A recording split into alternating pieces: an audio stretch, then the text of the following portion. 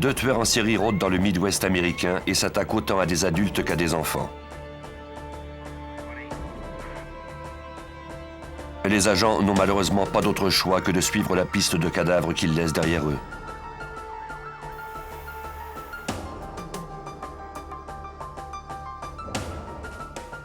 À mesure que la série de meurtres s'allonge, s'intensifie la pression publique pour mettre un terme à ce carnage.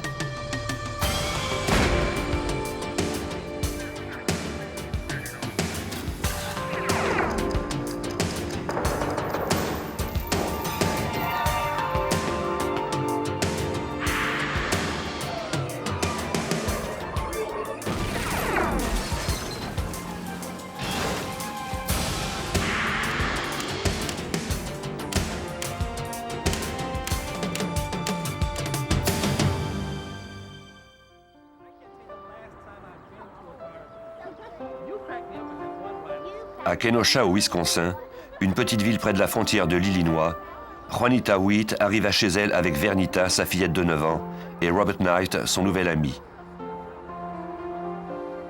C'était à la fin de la soirée du 29 mai 1984. Il rentrait d'une fête foraine. Robert dit à Juanita qu'il avait un présent à lui offrir, mais que ce cadeau se trouvait chez lui à quelques pâtés de maison. Il demanda à Vernita de l'accompagner pour l'aider à la porter. Il promit à Juanita qu'il serait de retour dans 1 heure. Juanita était d'abord hésitante à laisser partir sa fillette, mais la petite Vernita était si excitée par ce cadeau qu'elle finit par lui accorder la permission.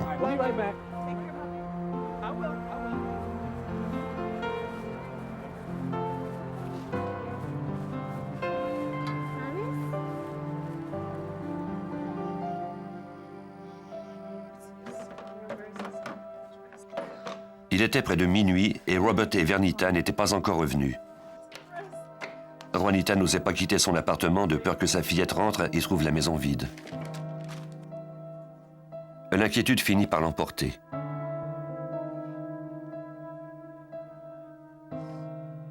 Juanita décida de se mettre à la recherche de sa fillette.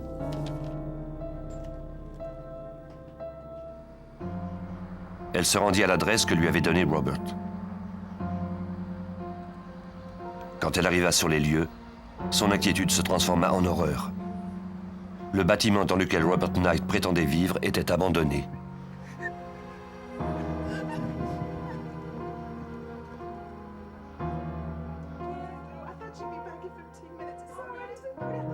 Juanita se rendit immédiatement chez son amie Ellen Reeves pour lui demander de l'aide. Hélène était aussi inquiète que Juanita. Elle lui conseilla d'appeler la police sans plus attendre.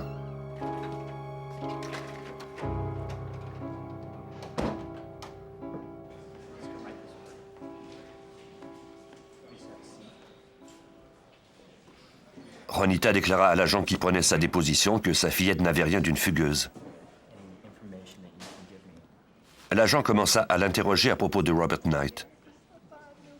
La jeune femme l'avait rencontré 1 mois plus tôt. C'est au cours d'une promenade à vélo qu'il faisait dans le quartier qu'il s'était présenté à elle. Ils s'étaient liés d'amitié et Robert s'était ensuite rapidement attaché à la petite Vernita. Il n'y avait aucun Robert Knight dans la base de données de la police. L'agent demanda à Juanita de tenter de l'identifier à partir de photos judiciaires. Juanita regarda 2 albums photos.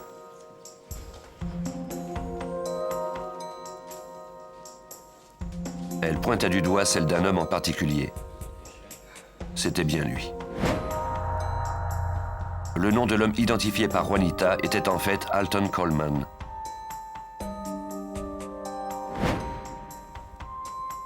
Les policiers appelèrent le FBI.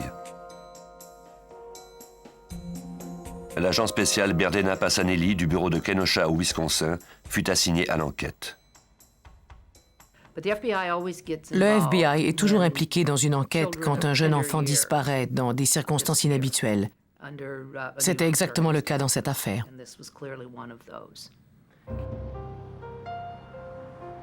Les enquêteurs ne perdirent pas une seconde pour obtenir un mandat de perquisition à la dernière adresse connue de Coleman. C'était chez sa grand-mère à Waukegan, dans l'Illinois, à seulement quelques kilomètres de l'endroit où vivaient Juanita et Vernita Witt, juste de l'autre côté de la frontière de l'État. Une jeune femme répondit à la porte. Elle s'appelait Deborah Brown. C'était la petite amie de Coleman.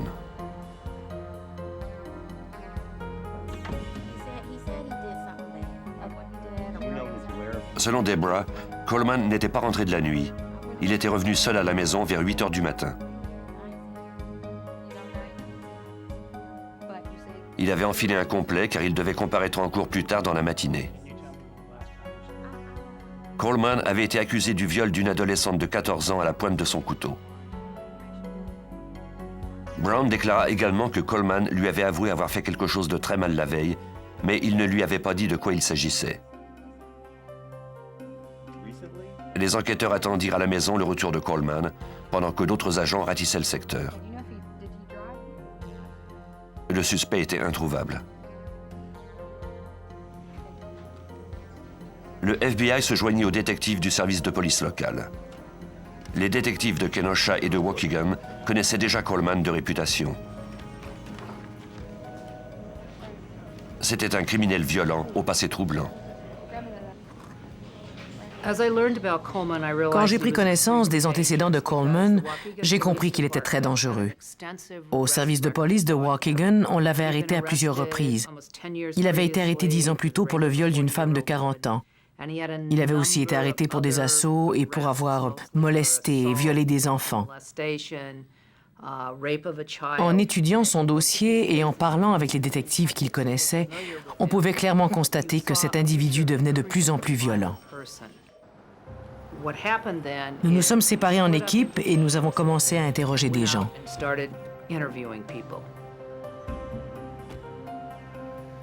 Les enquêteurs parlèrent avec les chauffeurs de taxi, car Coleman ne possédait pas de voiture et il avait l'habitude d'en prendre. Ils le connaissaient tous. Ils acceptèrent d'alerter la police s'ils le voyaient. L'escouade offrit la somme de 5 000 $ à quiconque fournirait des informations pouvant mener à l'arrestation de Coleman. Cette récompense attira l'attention des gens, mais malheureusement, elle ne permit pas d'obtenir de pistes intéressantes. Les heures étaient comptées pour la petite Vernita Witt.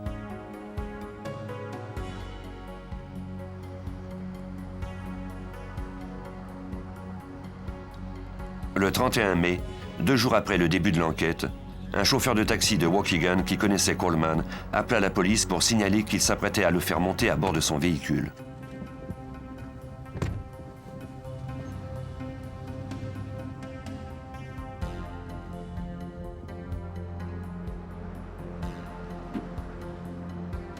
Une équipe de l'escouade spéciale mise sur pied pour cette enquête répondit à l'appel.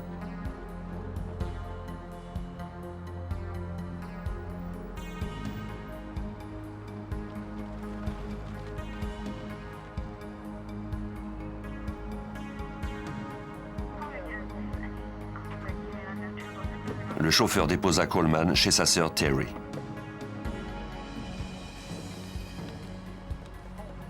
En voyant les agents s'approcher, Coleman prit la fuite. Il n'eut aucun mal à disparaître dans ce quartier qu'il connaissait comme le fond de sa poche.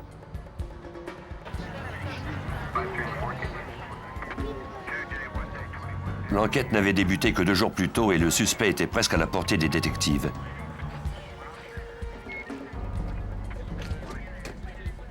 Il y avait fort à parier qu'il se cachait dans un des entrepôts abandonnés au bord du lac Michigan.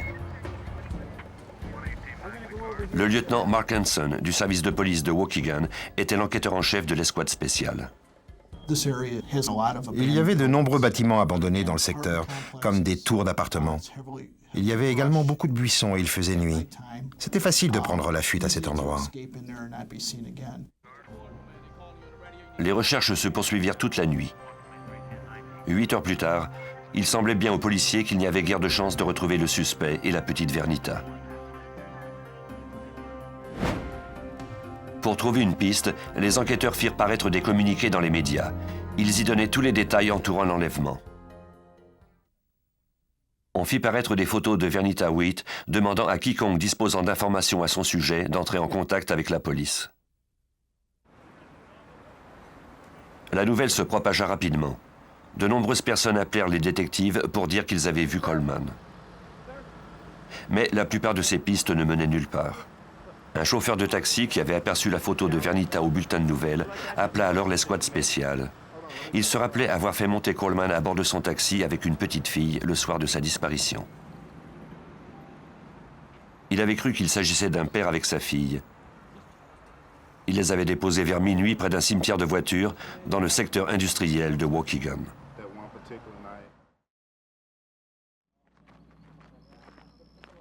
Les enquêteurs interrogèrent le gérant de l'endroit.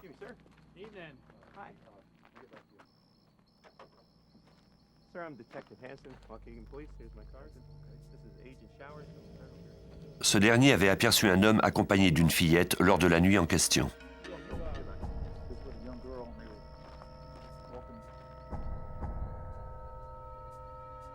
L'homme et la fillette marchaient main dans la main quand ils étaient entrés sur le terrain vers minuit.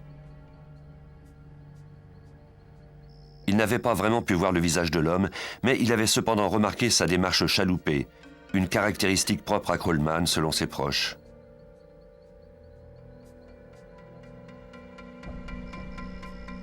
Le gérant reconnut Vernita Witt sur une photo. Grâce à son témoignage, le FBI put obtenir un mandat fédéral contre Alton Coleman. Il avait conduit la fillette dans un autre État. La fillette était encore vivante à minuit le soir de sa disparition et Coleman était rentré seul chez lui à 8 heures le lendemain matin.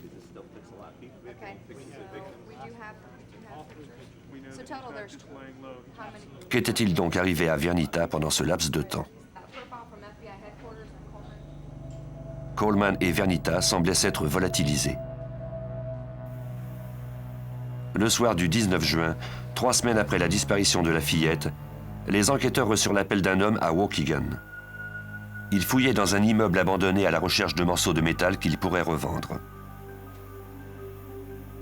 Dans un des appartements du 2e étage, il avait fait une découverte macabre.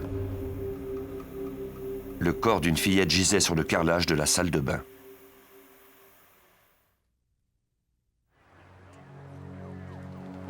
À Kenosha, au Wisconsin, Alton Coleman était le suspect numéro 1 du FBI dans l'affaire de la disparition de Vernita Witt, 9 ans. On ignorait où il se trouvait. Un homme qui cherchait des morceaux de métal dans un immeuble abandonné de Waukegan découvrit alors le corps d'une fillette.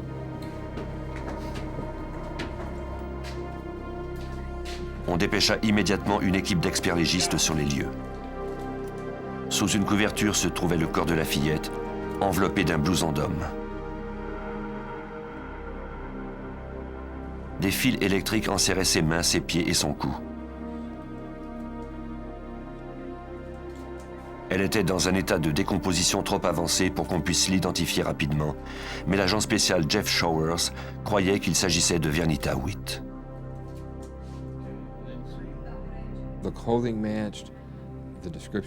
Les vêtements correspondaient à la description que nous avait donnée sa mère.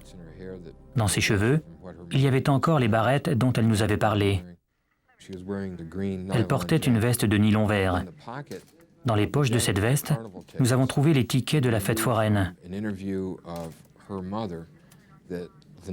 Le soir de sa disparition, Coleman l'avait emmenée à cette fête. Tout portait à croire qu'il s'agissait de Vernita Witt. Il restait maintenant à l'équipe d'experts judiciaires de le prouver. Il devait également tenter de trouver des indices pour identifier son meurtrier. Ils effectuèrent des fouilles à partir de l'endroit où se trouvait le corps, en élargissant graduellement la zone de recherche. Ils recueillaient tout ce qui pouvait servir. Les techniciens se mirent également à examiner les portes et leurs cadres, ainsi que les murs pour y trouver des empreintes digitales.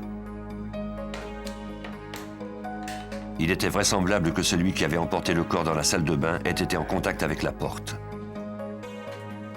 Les enquêteurs l'enlevèrent donc de ses gonds et l'envoyèrent au laboratoire du FBI à Washington. Au laboratoire, les experts du service d'identification trouvèrent l'empreinte d'un pouce.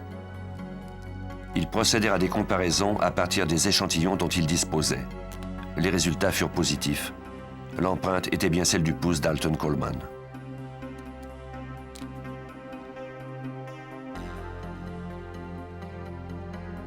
Les experts en dactyloscopie comparèrent également les empreintes prélevées à même les mains de la fillette à celles des cahiers d'école réquisitionnés chez Juanita Witt. Encore une fois, les résultats furent positifs. Les recherches pour retrouver Vernita venaient de se terminer. Les enquêteurs avaient maintenant assez d'indices pour émettre le mandat d'arrestation d'Alton Coleman relativement au meurtre de Vernita Witt.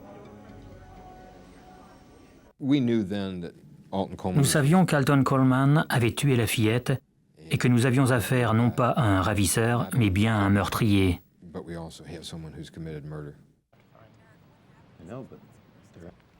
Pendant qu'on tentait de déterminer la cause de la mort de la fillette par autopsie, un bulletin de nouvelles attira l'attention de l'agent Showers et du détective Hanson.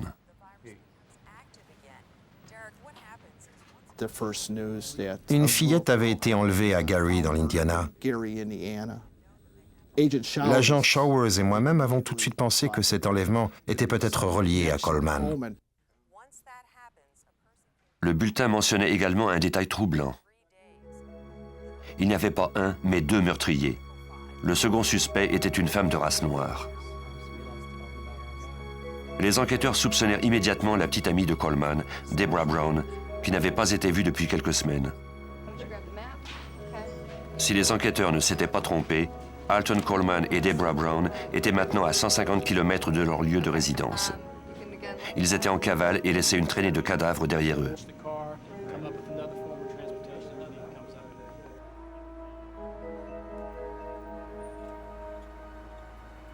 Dans un hôpital de Gary, les agents de police du comté questionnèrent la petite Mary James, 9 ans, à propos de l'après-midi du 6 juin.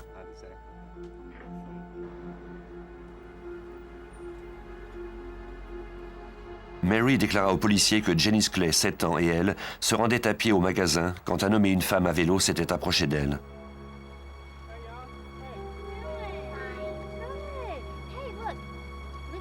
Il leur avait dit qu'ils avaient des vêtements à donner qui pouvaient leur plaire.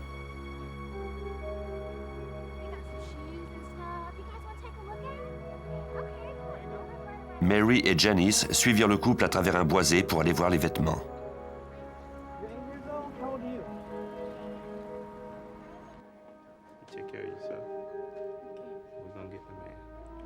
Mary était à 2 doigts de la mort, mais elle parvint à sortir du boisé.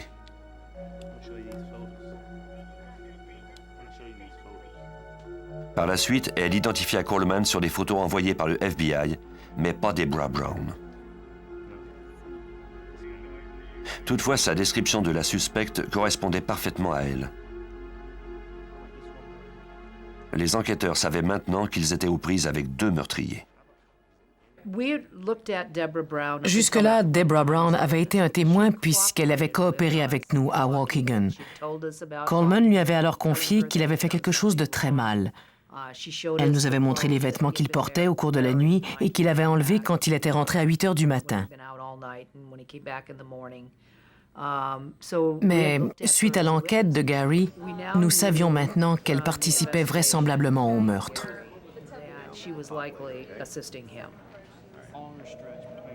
Les enquêteurs espéraient trouver une façon de prévoir le prochain coup de Coleman et Brown.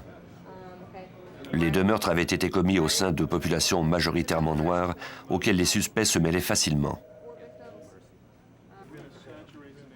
Ils gagnaient rapidement la confiance des gens. C'étaient des habitués de la rue. Ils avaient du charme. Ils n'étaient pas obligés de forcer leurs victimes. C'était toujours très facile pour eux de les attirer.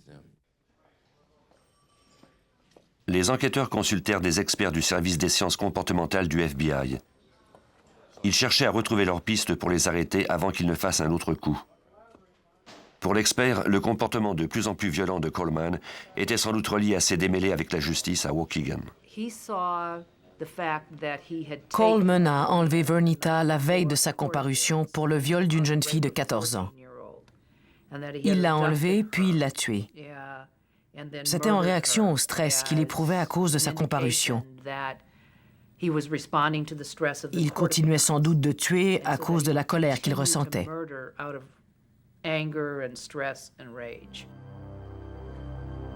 Tout portait à croire que ces 2 homicides ne marquaient que le début d'une vague de meurtres. Pour retrouver les tueurs en série, le psychologue suggéra aux policiers de faire une campagne publicitaire à l'échelle nationale et de cibler principalement les populations de race noire. Nous avons organisé une campagne publicitaire et publié des photos de Coleman et Brown dans les médias. Nous avons émis des communiqués spéciaux. Nous avons tout fait pour que le public les reconnaisse et nous signale leur présence.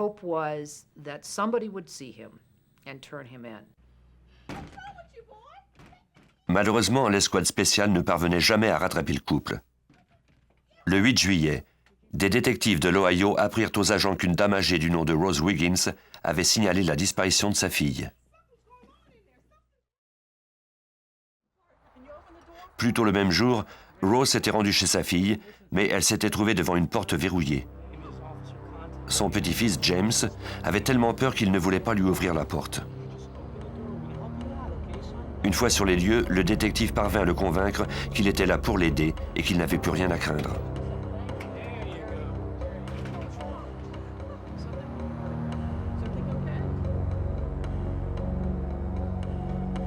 À l'intérieur, les agents se mirent à la recherche de sa mère. Pendant qu'ils fouillaient la maison, ils trouvèrent le petit Johnny, 3 ans, qui était tout aussi effrayé que son frère aîné. Pendant ce temps, James parla au détective de l'homme et de la femme qui étaient venus chez eux la veille.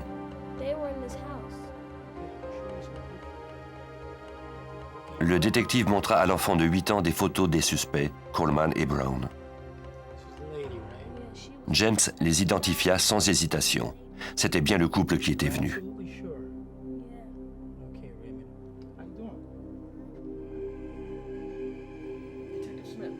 Les policiers trouvèrent des traces de sang un peu partout dans la cuisine.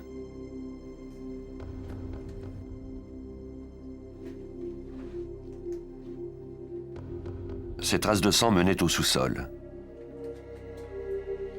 Les policiers ignoraient ce qu'ils trouveraient, mais ils suivirent la piste.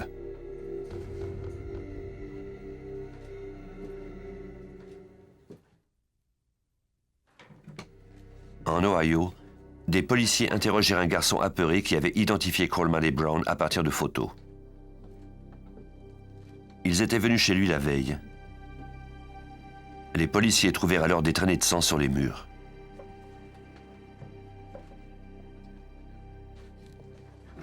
Ils descendirent prudemment au sous-sol, au cas où les suspects s'y trouveraient encore.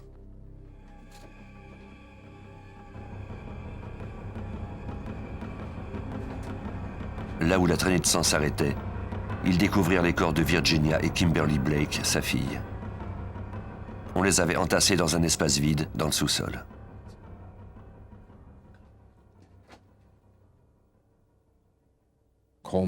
Nous ignorions toujours où se trouvaient Coleman et Brown, et la violence de leur meurtre s'intensifiait de plus en plus.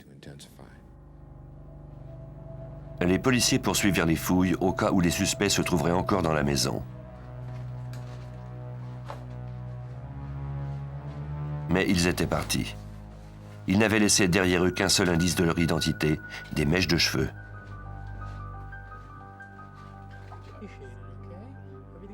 James raconta au détective comment la rencontre avec Coleman et Brown s'était déroulée.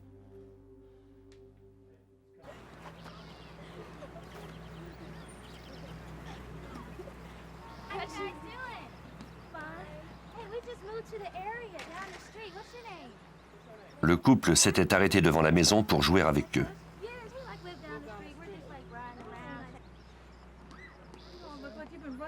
Virginia les invita à manger.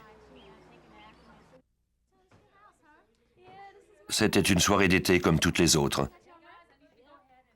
Virginia préparait le repas pendant que les enfants parlaient avec leurs nouveaux amis. James, 8 ans, aperçut alors Coleman prendre un couteau sur le comptoir et le mettre dans la poche arrière de son pantalon.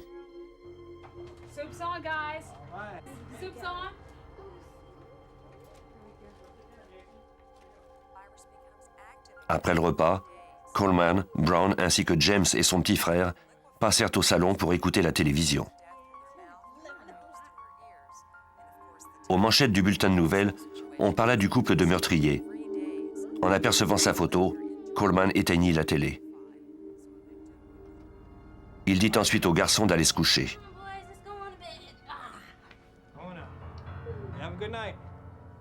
Kimberly et Virginia étaient dans la cuisine et lavaient la vaisselle.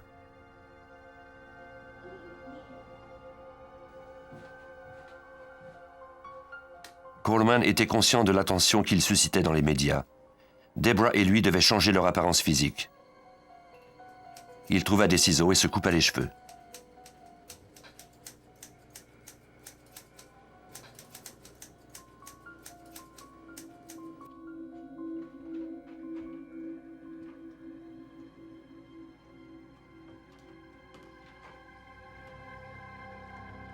Coleman et Brown s'approchèrent ensuite de la jeune fille et de sa mère. À l'étage, James et Johnny dormaient.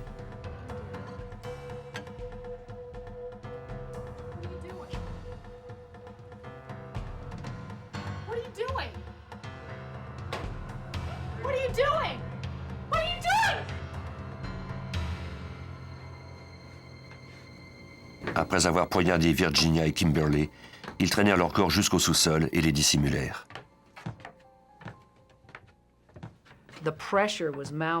La tension augmentait de plus en plus. C'était devenu extrêmement stressant. C'était la 4e fois que nous nous retrouvions juste derrière eux à trouver d'autres cadavres.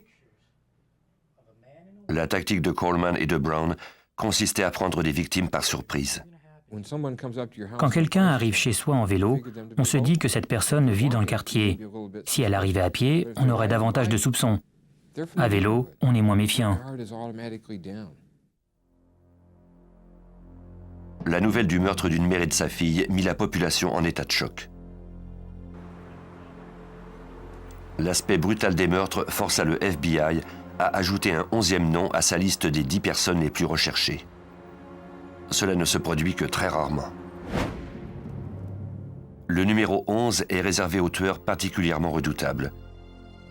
Cela correspondait tout à fait à Coleman et Brown. Notre liste comptait déjà 10 noms, mais nous devions arrêter ce 11e individu parce qu'il était extrêmement dangereux. Dans des cas comme ça, on fait exception à la règle et on ajoute le nom même s'il est en trop. Les médias de tout le pays parlèrent du couple. Il serait difficile pour eux de garder l'anonymat très longtemps. Pour résoudre les cas de suspects en fuite et les retrouver, rien ne vaut la publicité. Il suffit qu'une seule personne appelle et dise « J'ai vu la photo, je connais cet homme ».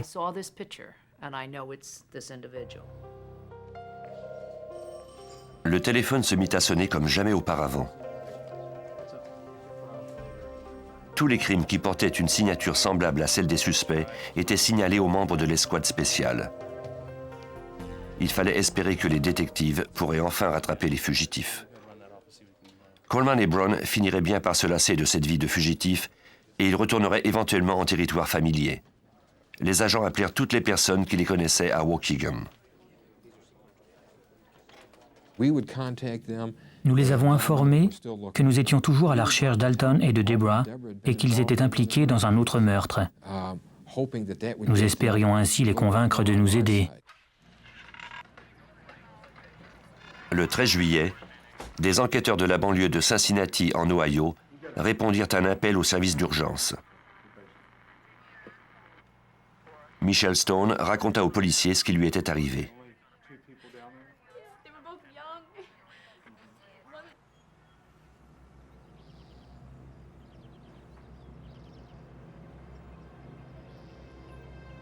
Un couple était arrivé chez elle dans la matinée.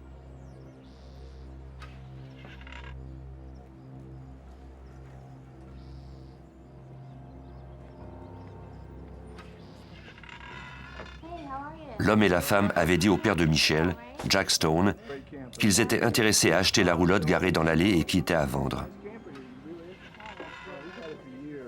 Anna, sa mère, se joignit alors à la conversation sur la galerie. Michelle partit travailler.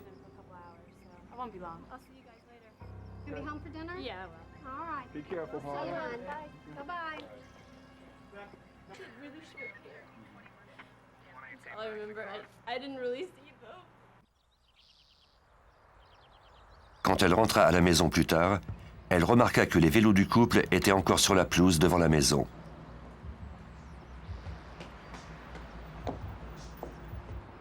La voiture de son père n'était cependant pas là.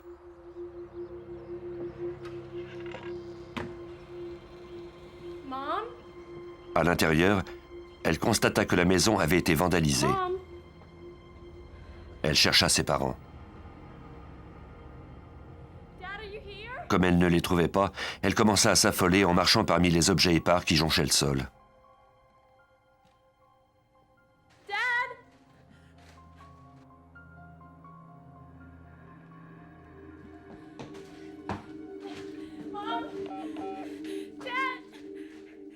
Elle appela le service d'urgence.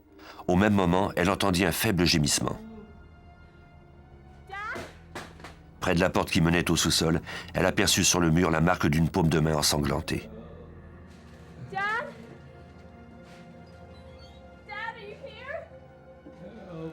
Elle descendit dans la pièce faiblement éclairée, craignant le pire.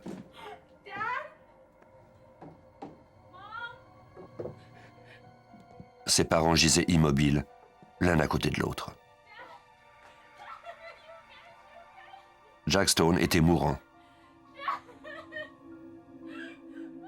En soulevant le drap pour prendre le pouls de sa mère, elle constata qu'elle était morte.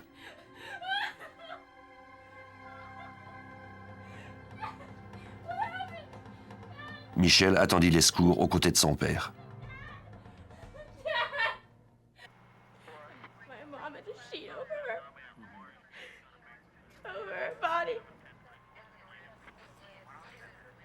Ses parents avaient été battus à l'aide d'un objet contondant, puis ligotés.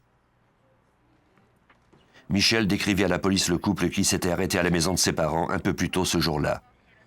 Il était évident qu'il s'agissait encore de Coleman et Brown. Une équipe d'experts commença à prélever les indices. Près du corps d'Anna Stone, il y avait une paire de chaussures de plastique. Selon des gens qui avaient aperçu les suspects, Brown portait ces mêmes chaussures.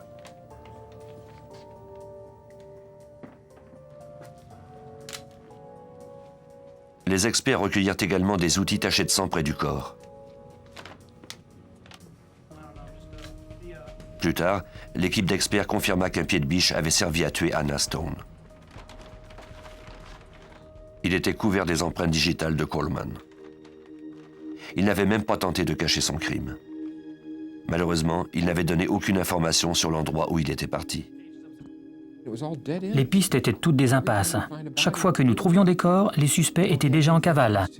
Nous n'avions aucun indice sur l'endroit où ils étaient, ni sur l'identité de leur prochaine victime. S'ils désiraient assouvir un besoin sexuel, ils enlevaient un enfant. Si c'était un véhicule qui les intéressait, ils s'attaquaient à un adulte. Il n'y avait aucun moyen de savoir à l'avance. C'était comme des chiens enragés. À en juger par l'attaque des Stone, le couple parvenait aisément à gagner la confiance des gens, et ce, même à l'extérieur des centres urbains à population majoritairement noire. Cela ne ferait que compliquer davantage l'enquête. Coleman n'avait aucun mal à s'adapter. Ils arrivaient en vélo et bavardaient, ou alors Coleman disait qu'il avait envie de jouer une partie de cartes. D'autres fois, le couple déclarait vouloir acheter quelque chose ou avoir des objets à vendre. C'était un homme très habile, un manipulateur, et les gens lui faisaient confiance. De plus, il était accompagné d'une femme, ce qui rendait les victimes encore moins méfiantes.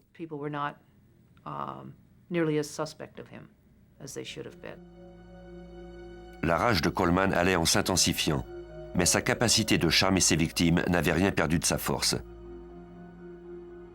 Il ne semblait pas non plus se lasser de tuer.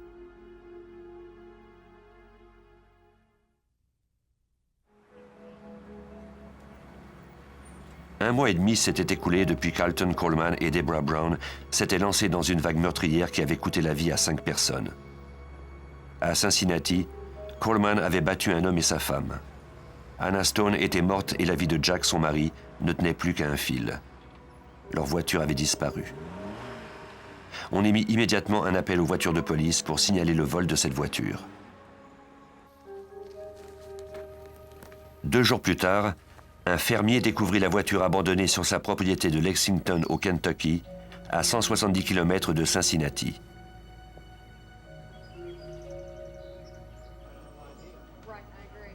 En moins de 2 jours, les fugitifs avaient parcouru des centaines de kilomètres et traversé 2 États.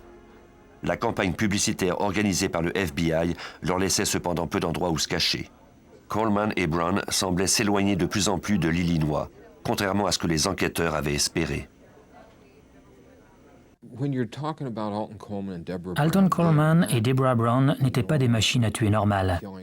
En général, on a affaire à un seul individu. Dans ce cas-ci, il y en avait 2. Ils travaillaient ensemble et s'entraidaient. C'était un problème. On ne pouvait ni les séparer l'un de l'autre, ni leur parler individuellement. Coleman aurait bientôt besoin de voler un autre véhicule. Le FBI dépêcha le plus grand nombre d'agents possible dans le secteur de Lexington, au Kentucky. On n'eut pas très longtemps à attendre pour constater que le suspect était là. Dans le stationnement d'un hôtel, le professeur Oline Carmichael fut attaqué et sa voiture volée. Il déclara qu'un couple lui avait volé son portefeuille et les clés de sa voiture.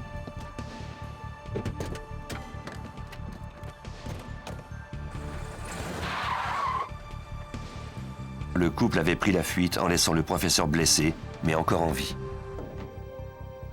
Après qu'il eut reçu les soins nécessaires, les policiers demandèrent à Carmichael de regarder des photos judiciaires, notamment celles de la liste des fugitifs les plus recherchés du FBI. Il identifia Coleman et Brown sans hésitation. Les agents du FBI n'avaient maintenant que quelques heures de retard sur les fugitifs. La description de la voiture de Carmichael fut envoyée à toutes les voitures de police. En seulement quelques heures, ils obtinrent des nouvelles. Un policier de l'Ohio, près de la frontière du Kentucky, avait trouvé la voiture du professeur abandonnée derrière des immeubles déserts. Coleman et Brown s'étaient encore volatilisés.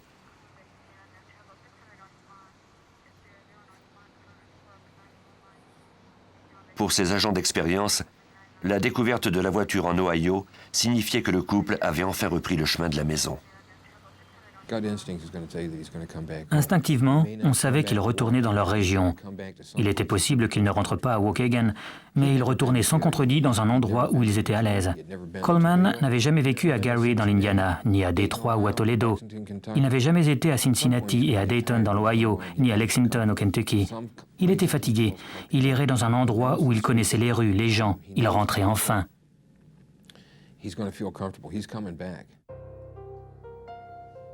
Le FBI mit un piège au point.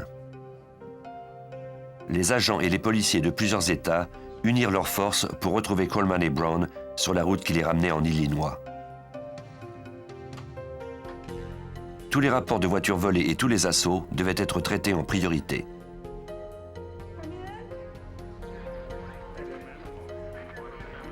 Un agent de Dayton en Ohio enquêta à propos d'un assaut et d'une voiture volée.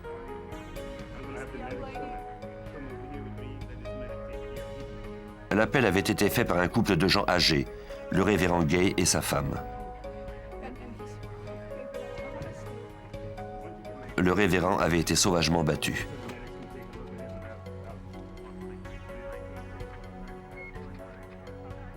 Sa femme déclara aux policiers qu'un couple de jeunes gens rencontrés quelques semaines plus tôt était entré par effraction chez eux. Après les avoir battus, les assaillants leur demandèrent les clés de leur mini-fourgonnette. Selon la description, il s'agissait encore une fois de Coleman et de Brown. Les nouvelles pistes arrivaient à un rythme effréné. Les suspects étaient toujours hors d'atteinte.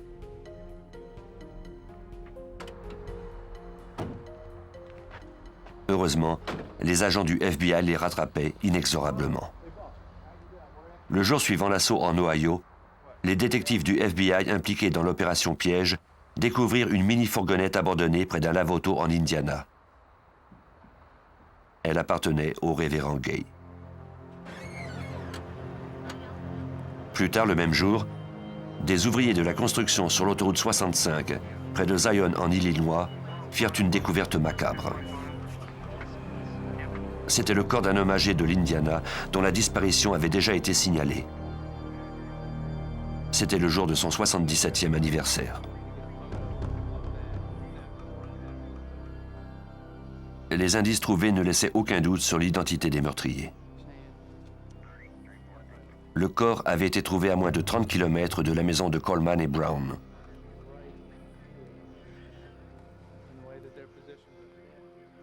Les fugitifs étaient rentrés chez eux et le FBI les attendait, prêt à les arrêter.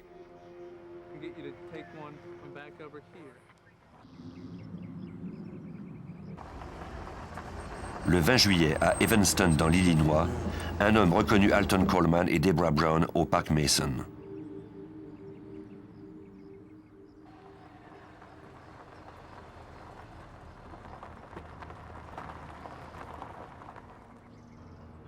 Pendant qu'il les surveillait de sa voiture, son ami appela la police.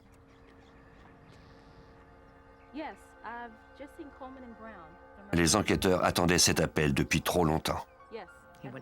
Il avait étudié à la même école qu'Alton Coleman et il était convaincu que c'était lui.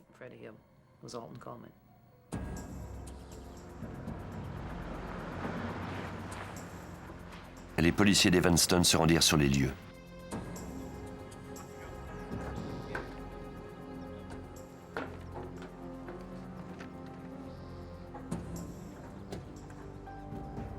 Quelques mètres seulement les séparaient de Coleman et de Brown.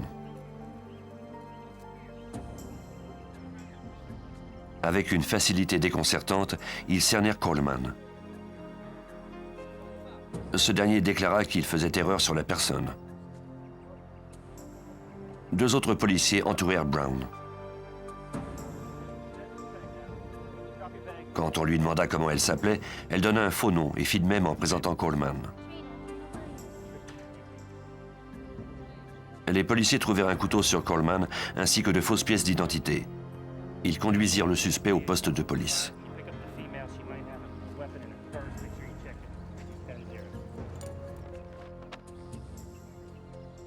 En fouillant le sac à main de Brown, ils découvrirent un pistolet de calibre 38. L'arme était tout ce dont ils avaient besoin pour la menotter et la mettre en garde à vue.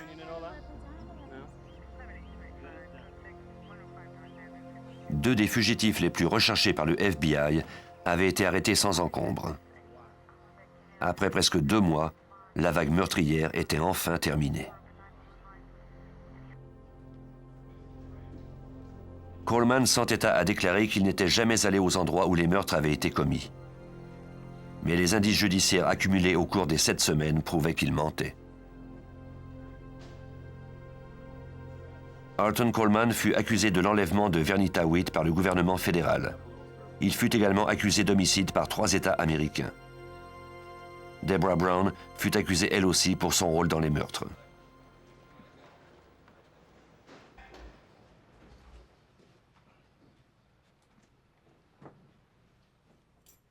Au cours de la fouille, les policiers trouvèrent un couteau aztèque taché de sang.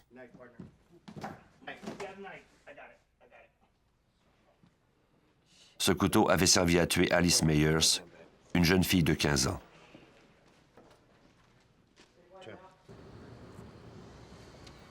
L'avocat du procureur de l'Illinois, Matthew Chancey, fut mandaté pour faire comparaître Alton Coleman. Dans son esprit, le mobile des meurtres était simple. Il a franchi la limite avec Vernita Witt. Après ça, c'est devenu de plus en plus facile. C'est même devenu un jeu. Il aimait tuer. C'était quelque chose qu'il appréciait.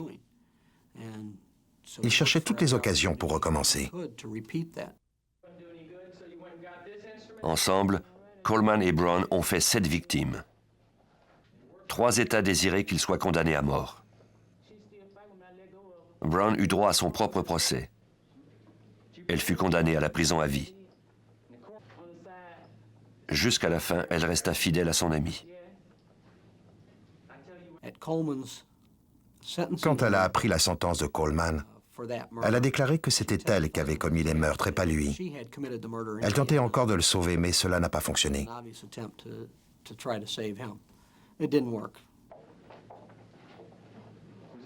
les massacres de Coleman et de Brown se sont étalés sur 2000 km et 6 États. Pour l'agent spécial Berdena Passanelli, l'intense chasse à l'homme du FBI a permis d'éviter encore plus de morts inutiles. Grâce à l'enquête que nous avons menée et la publicité qui a entouré l'affaire, nous sommes parvenus à l'arrêter après seulement 7 semaines. Si nous avions tardé à mettre les choses en branle, Coleman aurait sans doute fait beaucoup plus d'innocentes victimes. Alton Coleman a été condamné 4 fois à la peine de mort. Il attend présentement son exécution à la prison d'État de l'Illinois.